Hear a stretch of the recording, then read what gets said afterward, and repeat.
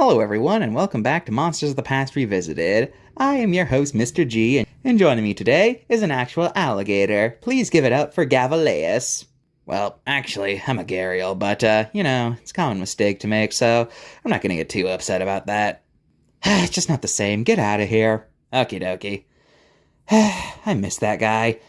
Well, maybe we'd be able to ban stuff if someone would actually end our series instead of just slacking off all the time. You know, I kind of get busy with other things, and you guys have kind of been on the back burner. I really am kind of lacking motivation to do this, and, it's hard sometimes. Forget it. Why do I have to justify it to you? God.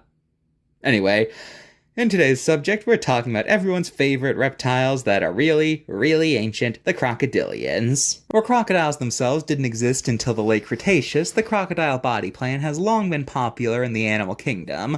Before reptiles were even anything noteworthy, we had amphibians that acted like crocodiles, and then once the reptiles took over, we had reptiles that were like crocodiles but weren't true crocodiles. So, clearly nature favors the crocodilian hunting strategy. Otherwise, well, we wouldn't have had so many things that filled this role. This is clearly a role that works, and they fill it very well. However, while the crocodilian body plan is the one that ultimately stuck around, during the Mesozoic, we got all sorts of crazy beta crocs that took up all sorts of roles and were barely recognizable as crocodiles. We had guys like Gracillosuchus, the slender crocodile. From the Triassic, these guys were tiny, only being a foot long, and they were possibly bipedal. It's thought that due to their tiny size, they would have been primarily insectivorous or hunters of small reptiles. Armadillosuchus, armadillo crocodile, got its name because on its fossils was an armadillo-like shell. Yes, this was a crocodile with armor. Stromatosaucus from the Cretaceous notably had very small teeth and a large empty spot in its jaw, which some speculate contained a pelican-like throat pouch. So because of that, it's thought they were like filter feeders of some sort, or they were crocodile that for some reason evolved the ability to eat animals whole for some reason. If you're an Ark player, you probably recognize these guys. Caprasuchus. These guys are notable for the fact that for the longest time, they were thought to be a fully terrestrial animal due to their bone structure. Unfortunately, later analysis showed they were likely semi-aquatic like most crocodiles. How sad. And we also had some fully aquatic crocodiles like Dacosaurus and Metriorhynchus. I think that's how it's pronounced. Cymasuchus is notable for the fact that, due to its bizarre shape of its teeth, many think it might have been an herbivore. Yeah, an herbivorous crocodile. That just sounds wrong. Teratosaurus from the Triassic is notable for the fact that it was thought to have been a dinosaur before further bone analysis revealed it to be one of the beta crocs. Postosuchus is another animal easily mistakable for a dinosaur thanks to how its head looks very similar to that of a theropod dinosaur. Seriously, this thing has a skull that's like dead on for a theropod dinosaur. It's creepy. Though unlike Teratosaurus, they were never classified as a dinosaur. It used to be thought they were quadrupeds that could rear up on their hind legs, but nowadays it's thought that they were mostly bipeds that could walk on four legs. Yeah, that's weird. So man, Crocs got strange. But I know what you guys are probably here for. You want to hear about how things got big. The big thing. That's the only thing people really care about when they talk about prehistoric versions of modern animals. So, let's get into that. Here we go. The Super Crocs. First up, Deinosuchus, terrible crocodile.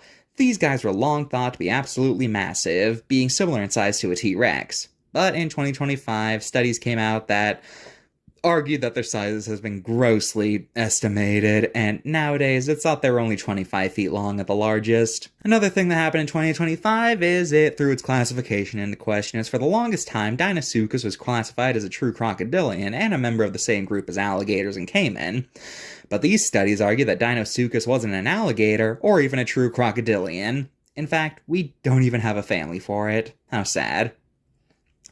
Oh yeah, I should also clarify something. You sometimes see Deinosuchus described as the crocodile that ate T-Rex. But the two species were not contemporary. Deinosuchus went extinct before T-Rex evolved, though it could have encounters with its relatives like Daspletosaurus. Does that make it any better?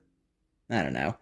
Next super croc, Sarcosuchus, flesh crocodile. A bit longer than Deinosuchus, Sarco notably had a more gharial-like snout, having a comparatively thinner jaw with a large bump at the end.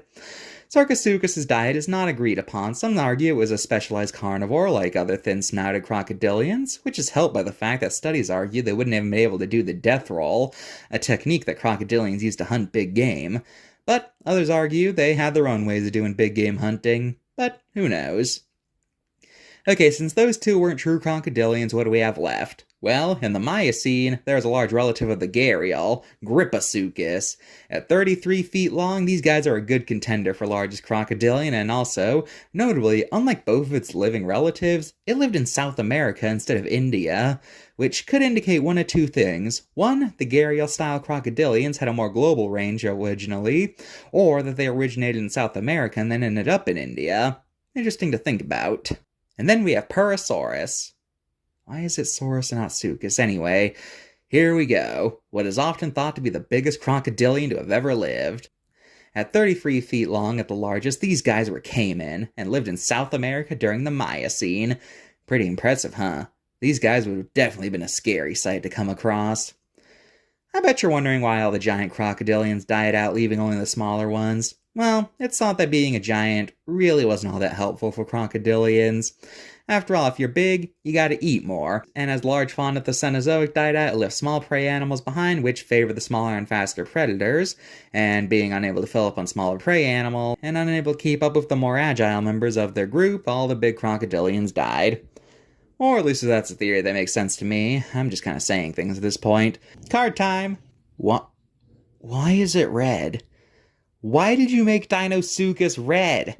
Crocodiles are the color they are to blend in with the water and the surrounding foliage. Why would a crocodilian be red?